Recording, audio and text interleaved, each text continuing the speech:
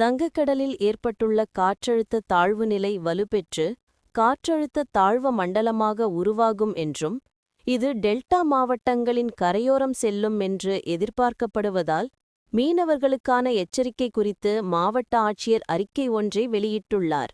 இதுகுறித்து மயிலாடுதுறை மாவட்ட ஆட்சியர் எஸ். ஸ்ரீகாந்த் விடுத்துள்ள அறிக்கையில் 28ஆம் தேதி மயிலாடுதுறை மாவட்டத்தின் கடற்கரையோரப் பகுதிகளில் கடல் கடும் சீற்றத்துடன் காணப்படும் என்றும் 8 முதல் 11 அடி வரை அலைகள் உயரமாக எழும்பும் என்றும் இதன் காரணமாக கடற்கரையோர மக்கள் பாதுகாப்பான இடங்களில் இருக்குமாறும் கடற்கரை அருகில் செல்ல வேண்டாம் என்றும் மீன்பிடி படகுகள் மற்றும் மீன்பிடி உபகரணங்களை பாதுகாப்பான இடங்களில் வைத்திருக்குமாறும் மறு உத்தரவு வரும் வரை மீனவர்கள் கடலுக்குள் மீன்பிடிக்க செல்ல வேண்டாம் என்றும் மாவட்ட ஆட்சியரின் அறிக்கையில் தெரிவிக்கப்பட்டுள்ளது.